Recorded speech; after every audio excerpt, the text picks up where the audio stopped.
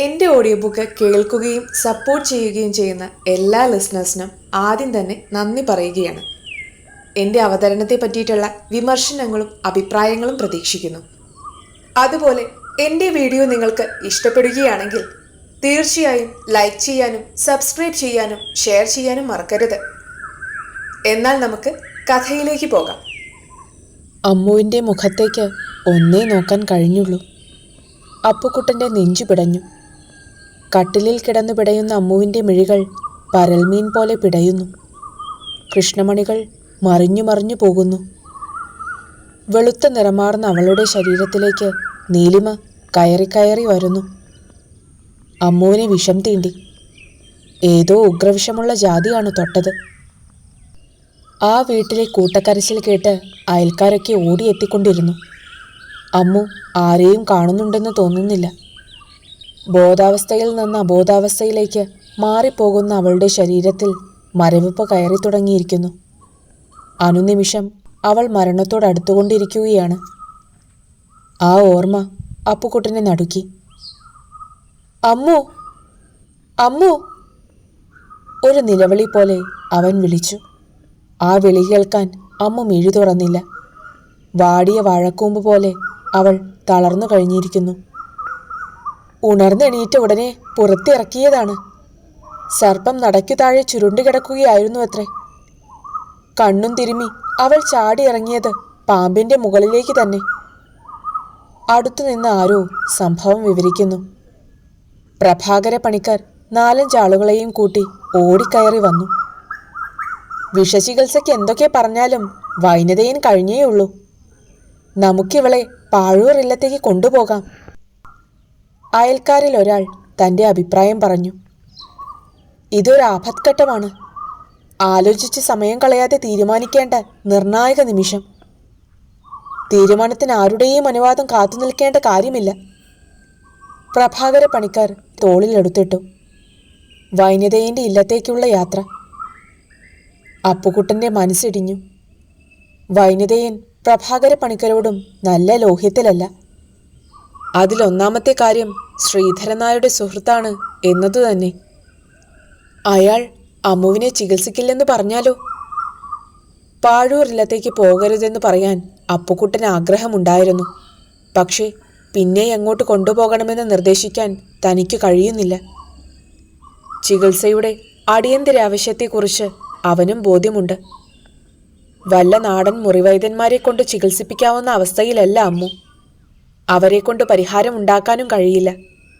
വൈനതയനാകുമ്പോൾ തക്ക സമയത്ത് കൊണ്ടുചെന്നാൽ ഏതു കൊടിയ വിഷമായാലും രോഗിയെ രക്ഷപ്പെടുത്തുമെന്ന് തീർച്ച. ആ മഹത്വമേ ആ മാന്ത്രികന് അവകാശപ്പെടാനുള്ളൂ. പാഴൂർ ഇല്ലത്തിലെ മാന്ത്രികന്മാരെല്ലാവരും അങ്ങനെ തന്നെയായിരുന്നു.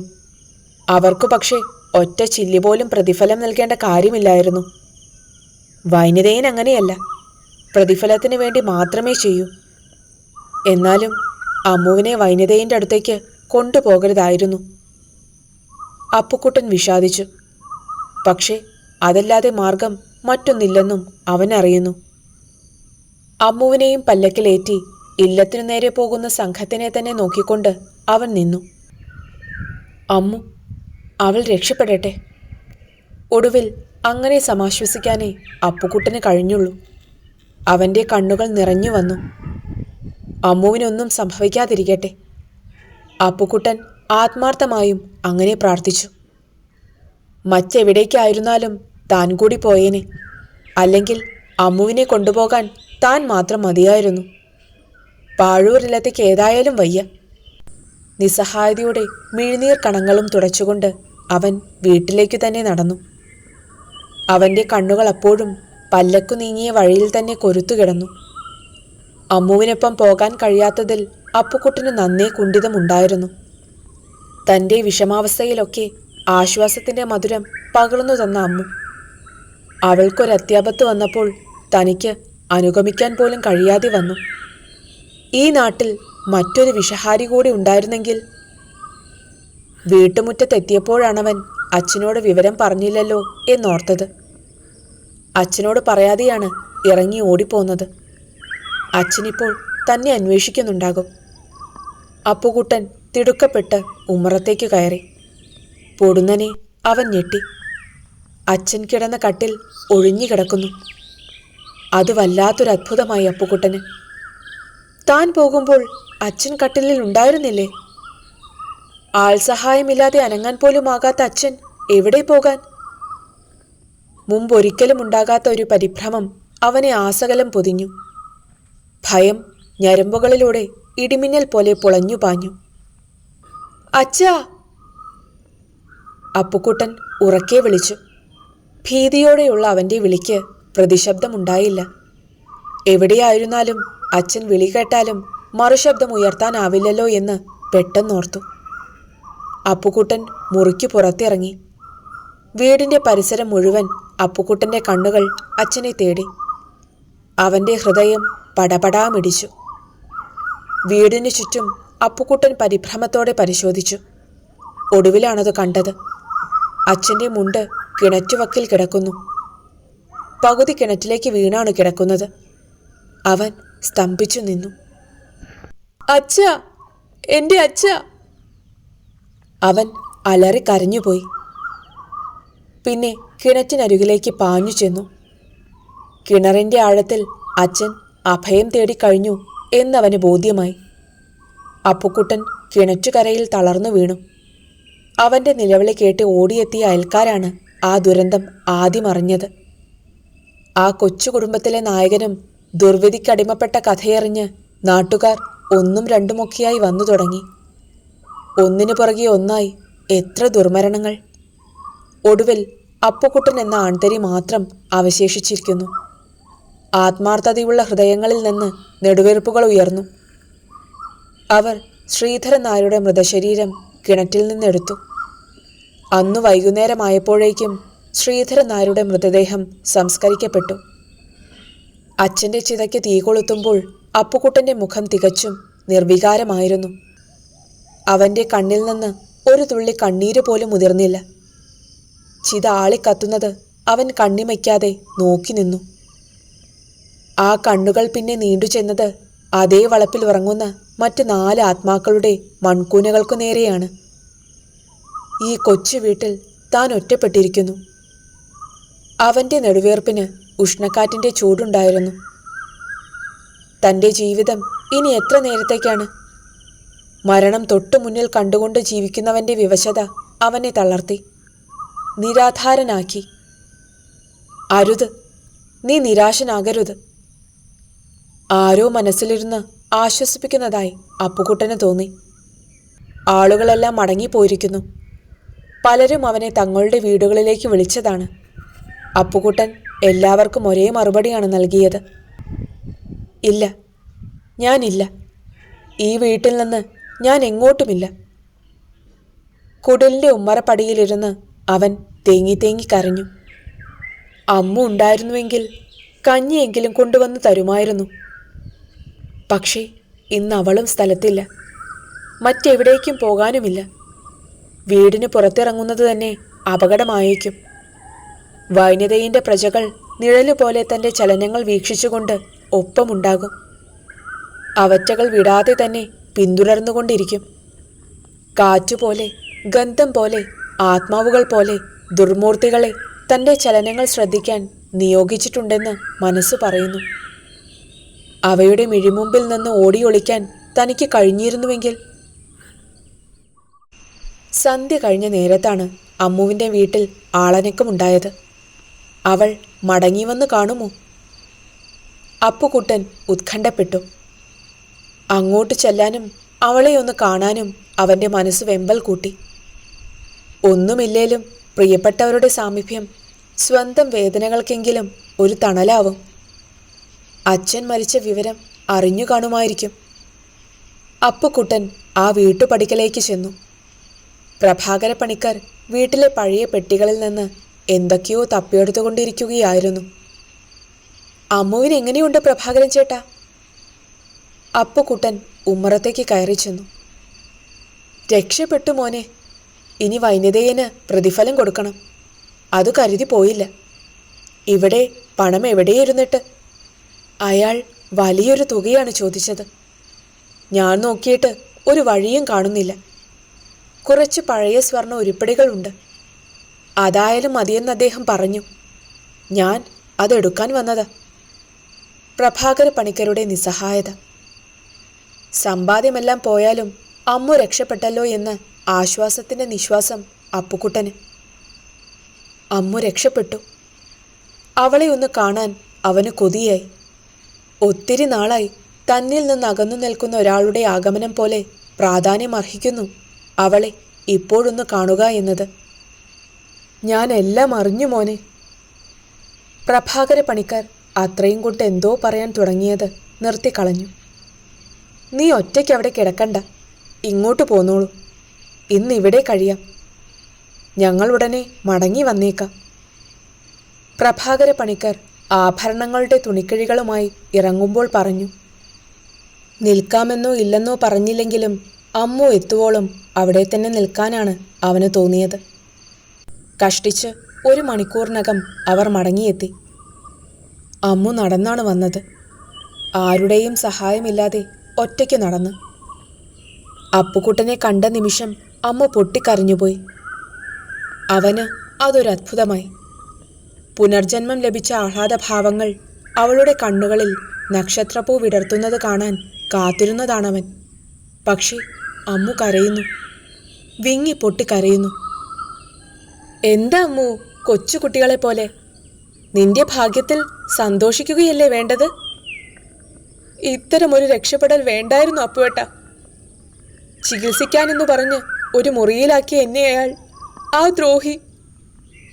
അമ്മു മുഖം പൊത്തി വിങ്ങിക്കരഞ്ഞു. എല്ലാം തകർന്നവളുടെ നിസ്സഹായത ആ നിലവിളിയുടെ മാറ്റൊലിയിൽ. ഇടിവെട്ടേറ്റതുപോലെ അപ്പുക്കുട്ടൻ തരിച്ചു നിന്നു. അപ്പോൾ അപ്പോൾ വലിയ പലകവാതിൽ കിരുകിരാ ശബ്ദത്തിൽ തുറക്കപ്പെടുന്ന രംഗം അപ്പുക്കുട്ടൻ്റെ മനസ്സിൽ തെളിഞ്ഞു.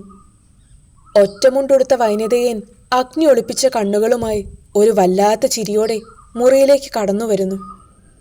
പേടിച്ചരണ്ട അമ്മു രക്ഷപ്പെടാനുള്ള ത്വരയോടെ മുറിയുടെ മൂലയിലേക്ക്.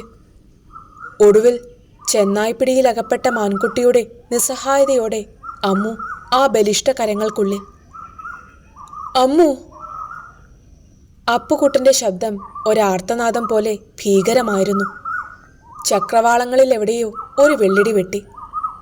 പ്രതീക്ഷകളുടെ അവസാനത്തെ കണ്ണിയും അറ്റുപോയിരിക്കുന്നു. എല്ലാം നഷ്ടപ്പെടുന്നതിൻ്റെ ദുഃഖം സ്വയം അനുഭവിച്ചു കൊണ്ടിരുന്നപ്പോഴും ഈയൊരു സ്വപ്നം ബാക്കിയുണ്ടായിരുന്നു. അമ്മു എന്ന സ്വപ്നം, അതും നഷ്ടപ്പെട്ടിരിക്കുന്നു. സ്വന്തം ജീവൻ തിരിച്ചു കിട്ടിയപ്പോൾ അവൾക്ക് ജീവനേക്കാൾ വലുത് നഷ്ടപ്പെട്ടു. തനിക്കും നഷ്ടപ്പെട്ടത് തൻ്റെ ജീവൻ തന്നെയാണെന്ന് അപ്പുക്കുട്ടന് തോന്നി. തേങ്ങിക്കരയുന്ന അമ്മുവിൻ്റെ മുഖത്തേക്ക് അപ്പുക്കുട്ടൻ ആർദ്രമായി നോക്കി നിന്നു. അവൻ്റെ ഇരുമിഴികളും നിറഞ്ഞു വന്നു. പിന്നെ അവൾ മുഖം പൊത്തി കരഞ്ഞു. ഞാനൊന്നും അറിഞ്ഞതേയില്ല അപ്പുവേട്ട. മയങ്ങിക്കിടക്കുമായിരുന്നു.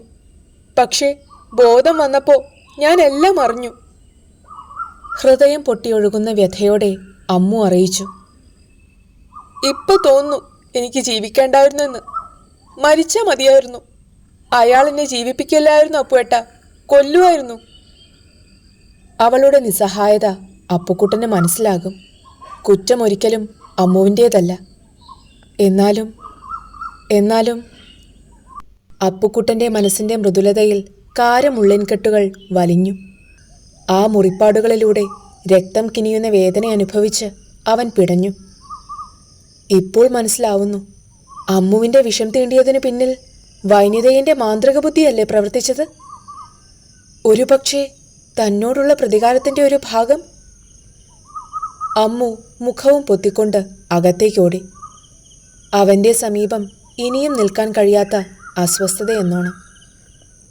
അവൾ കയറിപ്പോയ വാതിലിനു നേരെ കണ്ണിമ അനക്കാതെ അപ്പുക്കുട്ടൻ ഏതാനും നിമിഷം നോക്കി നിന്നു. അവൻ്റെ മിഴികളിൽ ഉരുണ്ടുകൂടിയ കണ്ണുനീർ തുള്ളികൾ ആ മുറ്റത്ത് വീണു ചിതറി. ഈ ഭൂമിയിൽ ഇപ്പോഴാണ് താൻ തീർത്തും അനാഥനായത്. ആരുമില്ലെങ്കിലും തനിക്ക് അമ്മു ഉണ്ടല്ലോ എന്നാശ്വസിച്ചതാണ്. ഇപ്പോൾ അതും നഷ്ടമായിരിക്കുന്നു. അമ്മു തനിക്ക് എന്നേക്കുമായി നഷ്ടമായിരിക്കുന്നു. ആകാശത്തിൻ്റെ വിശാല നീലിമയിലേക്ക് കാർമേഘക്കെട്ടുകൾ പാഞ്ഞു കയറി. പ്രകൃതിയുടെ മുഖം കറുത്തു. വെയിൽ മാഞ്ഞു. പകരം ഇരുട്ടിൻ്റെ തുരുത്തുപോലെ ഭൂമിയാകെ മാറി. ഒരു മഴയ്ക്കുള്ള ആരംഭം. പടിഞ്ഞാറേ ചക്രവാളത്തിൽ ഒരു മിന്നൽ പിണർ. അടുത്ത ക്ഷണം ഇടിവെട്ടി. ഒപ്പം മഴ കോരിച്ചൊരിയാനും തുടങ്ങി. ഞാറ്റുവേല തുടങ്ങാനുള്ള പുറപ്പാടാ. അമ്മുവിൻ്റെ അമ്മ കാപ്പി ഗ്ലാസുമായി വന്ന് അവനെ വിളിച്ചു. ആ കാപ്പി കുടിക്കാൻ അപ്പുക്കുട്ടൻ അവിടെ നിന്നില്ല. അലറി തിമിർത്തു പെയ്യുന്ന പെരുമഴയിലേക്ക് അവൻ ഇറങ്ങി നടന്നു. പ്രകൃതി പോലെ അവൻ്റെ മനസ്സിലും ഇരുൾ വന്നു തിങ്ങി. വൈനതയൻ ഇനിയും തൻ്റെ പ്രതികാര നടപടികൾ അവസാനിപ്പിക്കാത്തതിൽ അവന് വേദന തോന്നി. അശക്തരാണെന്ന് അറിഞ്ഞുകൊണ്ട് തന്നെ ഒരു ശക്തൻ്റെ പ്രയോഗങ്ങൾ. താൻ ജീവനേക്കാളേറെ ഇഷ്ടപ്പെട്ട അമ്മുവിനെയും അയാൾ നശിപ്പിച്ചിരിക്കുന്നു.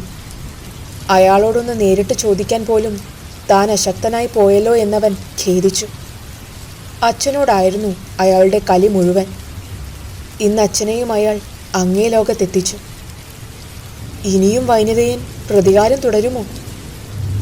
ഓരോന്നാലോചിച്ച് നടന്ന് അപ്പുക്കുട്ടൻ ചാത്തൻകാവിനടുത്തെത്തി. മിന്നൽ പ്രളയത്തിൽ ചാത്തൻകാടിൻ്റെ ഭീകര സൗന്ദര്യം അപ്പുക്കുട്ടൻ കണ്ടില്ല.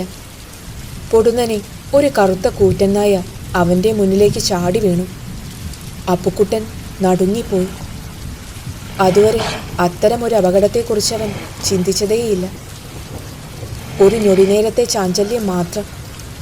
പിന്നെ അപ്പുക്കുട്ടൻ്റെ ഉള്ളിൽ ദുർഗാനാമത്തിൻ്റെ പൂക്കൾ വിരിഞ്ഞു. അവൻ്റെ നെഞ്ചിനു നേരെ ചാടി വീഴാൻ തക്കം പാർത്ത നായ അവൻ്റെ മുന്നിൽ വഴിമുടക്കി നിന്നു. നിലത്ത് മുട്ടുന്ന നീണ്ട നാവുകൾ. നായയുടെ ചുവന്ന കണ്ണുകൾ അപ്പുക്കുട്ടൻ്റെ കണ്ണുകളിൽ തന്നെ തറഞ്ഞു നിന്നു. അപ്പുക്കുട്ടൻ്റെ ചലനങ്ങൾക്കനുസരിച്ച് ആ ജന്തുവും ചലിക്കുന്നു. അവനെ ഇടം വലം അനങ്ങാൻ അനുവദിക്കാതെ ഒരുതരം ബന്ധനാവസ്ഥയിൽ ഒന്നാണ്. അപ്പുക്കുട്ടൻ്റെ ആദ്യത്തെ പതറിച്ച അവസാനിച്ചിരിക്കുന്നു. ഇപ്പോഴവൻ്റെ മുഴുവൻ ശ്രദ്ധയും തന്നെ ഉന്നം വെച്ചിരിക്കുന്ന ജന്തുവിന് നേരെ തന്നെയാണ്. മനസ്സിൽ നിന്നും ദുർഗാനാമത്തിൻ്റെ ബിന്ദുക്കൾ ചുണ്ടിൻ്റെ ഓരത്തും തത്തിക്കളിച്ചു. ഓം ദുർഗായേ നമ, ഓം ദുർഗായേ നമ. നായ മുറുമി. അതിൻ്റെ അണപ്പിൻ്റെ ശബ്ദം മറ്റാരെയെങ്കിലും ആയിരുന്നെങ്കിൽ ഭയപ്പെടുത്തുമായിരുന്നു. അപ്പുക്കുട്ടന് ഭയം തോന്നിയില്ല. സമചിത്തത വീണ്ടുകിട്ടിയ അവൻ ഇടതടവില്ലാതെ ദുർഗാനാമം ഉരുവിട്ടുകൊണ്ടേയിരുന്നു. ചാത്തൻകാട്ടിൽ കാറ്റിൻ്റെ കളിയാട്ടം. അപ്പുക്കുട്ടൻ അതൊന്നും ശ്രദ്ധിച്ചതേയില്ല. അവൻ്റെ ലോകത്തപ്പോൾ അവനും ആ ജന്തുവും മാത്രമായിരിക്കുന്നു. ചാടി വീഴാനുള്ള അവസരം നഷ്ടപ്പെട്ട നിരാശയോടെ നായ മുറുമിക്കൊണ്ടിരുന്നു. പല്ലിളിച്ച് ക്രൂരമായി മുരണ്ടുകൊണ്ട് ആ ജന്തു മണ്ണിൽ കൂർത്തുമൂർത്ത നഖങ്ങൾ ആഴ്ത്തി വലിച്ചു. ഇത് അപകടമാണ്. വൈനതയൻ്റെ അടവാണ്. അപ്പുക്കുട്ടൻ്റെ ഉള്ളിൽ ആ ബോധം ശക്തിപ്പെട്ടു. അല്ലാതെ ഈ പ്രദേശത്തൊന്നും ഇതുപോലൊരു നായയെ കണ്ടിട്ടില്ല. അങ്ങനെയൊന്നും ഉണ്ടെങ്കിൽ തന്നെ മനുഷ്യൻ്റെ മുന്നിൽ ഒരു ശത്രുവിനെ പോലെ കാത്തുകിടക്കുകയുമില്ല.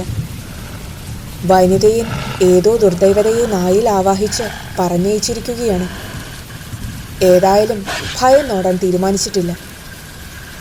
അപ്പുക്കുട്ടൻ നായയുടെ കണ്ണിൽ തന്നെ തറഞ്ഞു നോക്കിക്കൊണ്ട് നാമോച്ചാരണം തുടർന്നു.